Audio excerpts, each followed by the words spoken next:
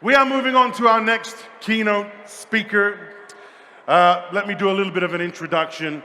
She turned a university project into a successful game through crowdfunding and grants.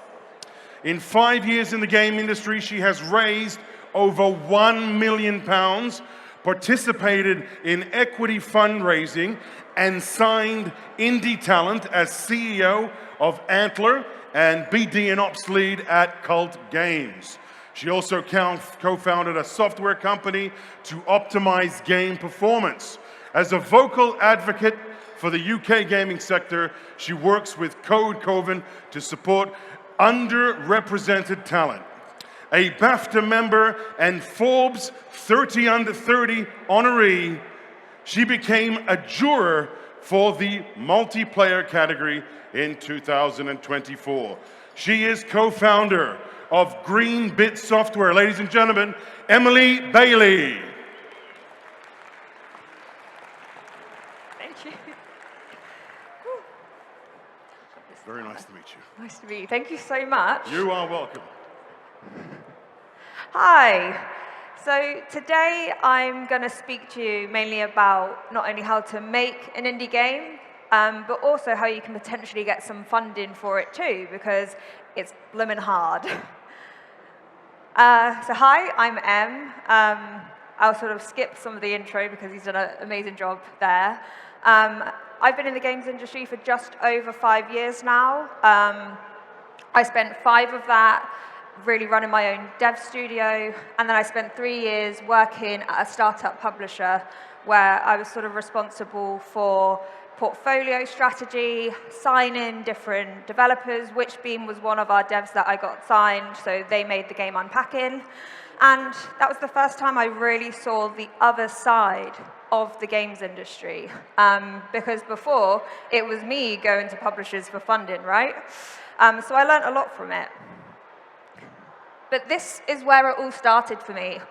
A university classroom with 2 of my co-founders, Tom and Harry. Our dissertation got some government funding, and it really just threw me into the world of indie games. I had no idea what I was doing, which you'll find out later on in this talk. And I spent about 2 years failing, but failing really, really slowly. But we co-founded Antler Studios. We got a crowdfunder. We got a couple of different grants, government ones, Epic Mega grants. And yeah, it just sort of blew up from there. I'm now doing Greenbit, which is a software company aimed at reducing our industry's carbon footprint by providing automated performance and optimization solutions for developers of all sizes. Code Coven, I was elected to the board, and that's essentially, we're trying to get underrepresented developers into the games industry and actually fund diverse developers as well to encourage more diverse studios. I want to talk briefly about the stages of actually making a video game, and that may sound like I'm trying to teach you to suck eggs, but it's really critical when it comes to figuring out what stages of funding you can get at what point, and also, more importantly, when to blow up your game. So you've got concept in wireframe, you've then got vertical slice, prototype, alpha, beta. Concepting, you really need to figure out the skeleton of your game, okay? So what do the core features look like, the core mechanics, how does that all play together into the core game experience, the core game loop? You might do some paper prototyping during this stage, that's Pokemon's paper prototype. And then this leads you to actually creating a really rough blueprint, a sort of grey box area of your gameplay where you can really stress test does this game feel good to play? But most importantly, you need to be asking yourself, does this game feel great to play? Is it phenomenal? Is there something really magic about it? Or is it just okay? Is it just good? Because if it's just good, chances are it's not good enough to get you some funding. It's not good enough to really make a success of it. And I think this is something that a lot of developers sort of don't really critically ask themselves. This is the stage where you basically need to put a load of dynamite under your idea and be prepared to blow it up. For us at Antler, we took way too long figuring out what was good and what wasn't good, what worked and what didn't work. And we spent, I would say, about 2 years wasting our time trying to fit mechanics into a core loop which just didn't really gel together.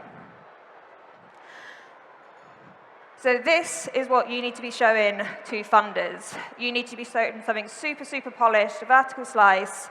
I would say 10 years ago, this would have got you funding, something like that you could bring to a publisher, they could play it through, they could sign you. It's completely changed now.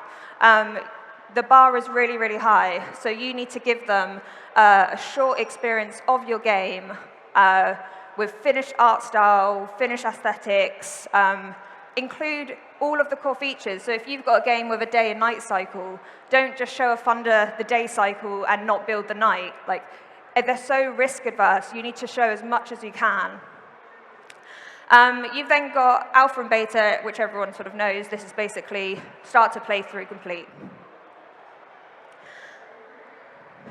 So I always like to show this part of my sort of funding journey, because I first started pitching my game when it was in a prototype stage.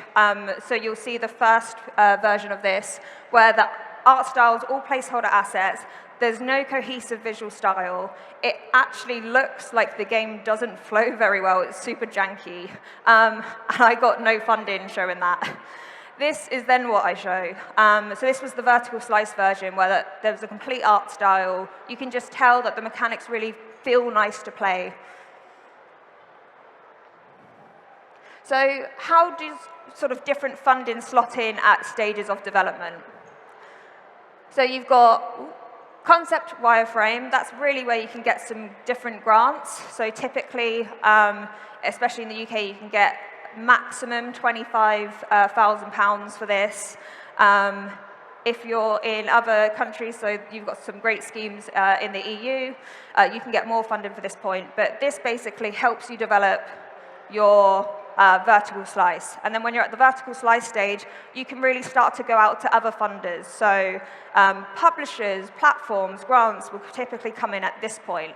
That's when you've got something tangible to show. It proves that you can build the thing and that you've got this idea and it feels real, right? Then you've got alpha.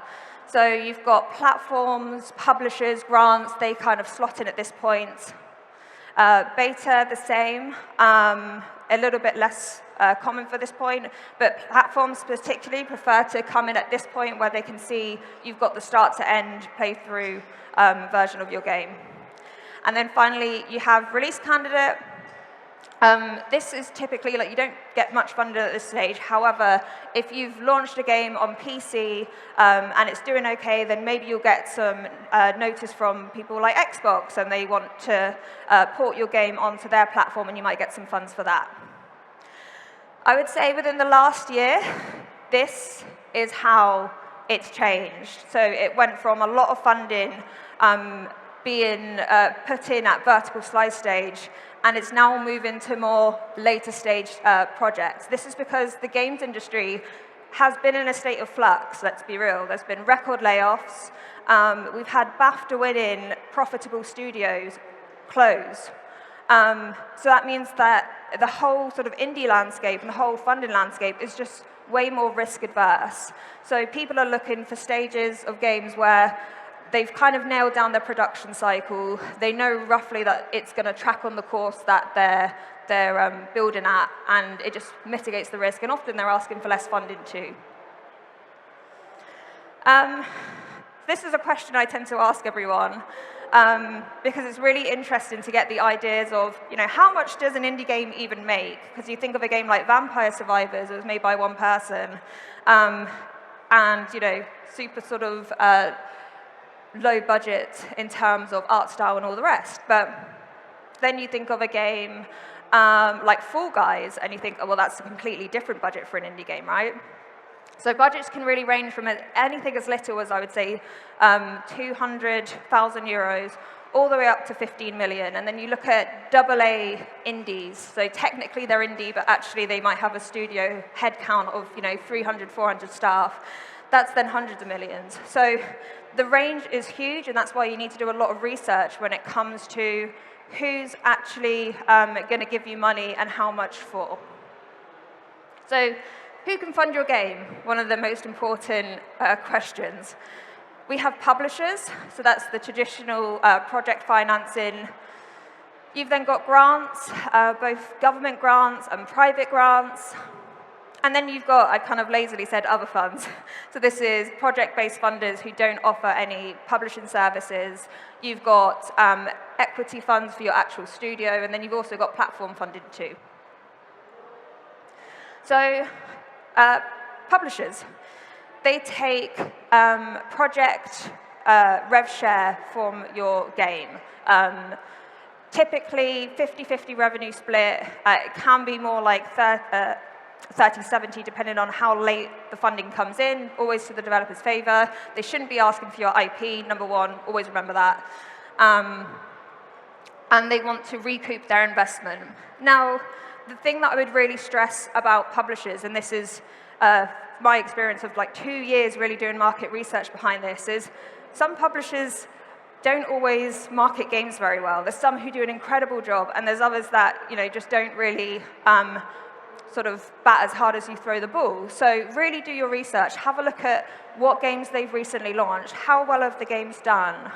Have a look at their portfolio slate as well. So if you're making a strategy or a management game, you should probably be pitching to Hooded Horse rather than pitching to a publisher like Fellow Traveller, who is way more invested in narrative-driven games.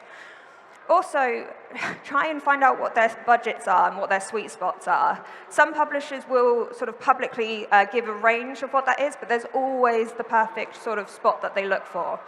A developer friend of mine was going into a meeting with the publisher a few years ago and found out from the person before him that this publisher only accepts pitches that are above 5 million. So quickly, my friend changed his deck, put the budget up by another few million, and he ended up getting the funding. But had he gone in with a lower amount, they would have just discounted him. So do your research.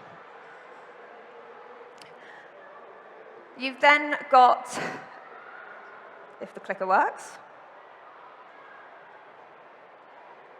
I think the clicker's broken to anyone. Oh, no, OK, it's working for me now. Sorry about that. You've then got project funders. So I've kind of split these into two parts. Project funder in terms of they operate like a publisher, so they invest in your project, but they don't offer the suite of service that publishers do, QA, localization, marketing support. You have to arrange that, you have to plan that, you have to fund that yourselves, and include that in your budgets. So Kepler's one who does this, Wings Fund is another. I've then put sort of platforms in this bucket as well, so you can get some really good funding from different platforms, Apple Arcade, Netflix, Epic Games, Xbox. But just be aware that a lot of the times the sort of funding model is a bit different, so you might get a small percentage of that funding up front, and the rest comes upon release of your game. So you've then got grants. Now this comes in both public grants, so government grant funding, and it also comes into private grants. I've had quite a good range of experiences from both private grants and public, and the one thing about government grants is they usually take a long time to apply for. There's a lot of work involved in it, so make sure that you're reading the terms and conditions and the small print. And I know that sounds obvious, but there's so many people I've spoken to who have gone for this and just realized that they're going to be on an instant no pile because they haven't really read through what the grant's asking them. Now, my experience with most grants is that it comes in between 5 and 50K. So, for example, I learnt that Epic Games typically is a much easier process if you can go for £25,000 from them. They do fund more, but the process is a lot lengthier and it's a lot harder to get. There's also grants that are more cause-based. So Xbox has a program for diverse developers that can be up to, I think, 75K. There's also Unity for Humanity, although I think that was put on ice with the sort of turbulence of last year. And you folks are really lucky. You've got access to the European Commission's grant funding, which is up to 300K, I believe. To compare that for the UK, we can get prototype funding up to £25,000, which is not enough. And there's also a content fund in the UK, but really it max out at 150, and most people only get 100K. So, you know, you're in a really, really fortunate position, and we're all super envious of that. And then finally, you've got, which I probably unfairly term as like scary VCs, so venture capitalists, and then sweet angels. So these are folks who are going to invest in your company, not necessarily just one project. So for this, they're really interested in what is your story as a studio owner? What kind of games do you want to make? Why are you the only person, you're the only team that can make these games? What does game 1, 2, 3, 4 look like? Not just game 1. What's your exit as well? Do you want to IPO in 5 years? Do you want to get acquired by 7 years? Those are really critical questions that you need to be answering before you go into a meeting with them. Now, angels, for me, they're a lot more emotional driven, they're a lot more personal. You really build a rapport with them. They almost become your friends, to be honest. And that has some pros and it has some cons. The pros is you've got someone who really fights your corner, who introduces you to a load of great people in their network and to help you broker deals. The downside is you've taken, you know, a large sum of money from this person, and in your head you're thinking, well, that could be their son's college tuition, that could be their second home in France or something like that, and it puts the pressure on you quite a lot. Now with angels, they typically reside in groups, so they could be regional based. In the UK we have you know, city-based angels like Bristol, or wider regions like Scotland. They can reside in industry-specific groups, so we have the UK Games Angels. There's a group called PlayCap, that's a sort of global game-focused angel group. They can be based on causes, so maybe they want to invest in female founders, maybe they want to invest in companies that have a sustainability angle. Really do your research. There's a couple of different sources out there. In the UK, we have something called the UK Business Angels Association. That's quite a helpful tool. And the one thing about angels is that once you unlock one angel to lead you around, that's something that opens doors for so many different groups, especially if you've got the right person back in your studio. Now with VCs, I call them scary because it just feels a lot more formal. You know, they're a venture fund, it's quite corporate. That can be quite beneficial for you because there's a level of detachment. VCs, they will typically come in at seed stage, so I've seen as low as 250K, all the way up to maybe 5 mil, 10 mil, depending on what sort of studio you've got and if you've got a tech platform with it or a tech stack. There's loads of game-specific VCs. So Hero Capital was founded by Sir Ian Livingstone, the guy who did Tomb Raider. You've got Griffin Gaming Partners. The Game Fund is super active. We had one failed VC round that I experienced, and I learned a lot from that in terms of they're not always looking for classic sort of game studios. They're looking much more at, you know, do you have a platform that you can put alongside with it? Are you having any Web3 elements into your solution as well? And really, because they're looking for the big exit, right? They're looking for at least 10x. And games is a sort of hit-driven industry, so it's hard to justify that. They also come in at later stages, Series A, B, etc., and that's really where they're just putting money in to bolster you in the runway up to exit. So I think Mediatonic, they did definitely a seed round. I think they did a Series A as well. And then eventually they got bought out for a lot of money by Epic Games. So what do I need to do to actually secure funding? One of the most important questions. First, you will need a build of your game. Like I say, not a prototype anymore. You really need a demo, a vertical slice. A pitch deck is super important, and a good pitch deck is critical, and I will show you different examples of that. Budget and production plan. This is important for you to do internally as well, and I'll describe that later.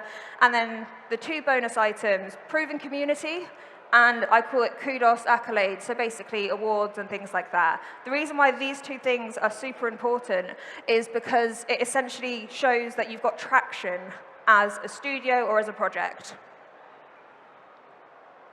So first of all, your game build. I kind of going to gloss over this. Just make sure you attach build notes. If you know that there's a pesky bug in your game which you just can't quite fix, but you need to send the build out, include it in your build notes, include workarounds for it, include gameplay videos, include walkthroughs, because if the first thing, whether it's a publisher or a funder does, is open your game and they don't know how to play it, or they can't quite get over a hurdle, they just stop playing.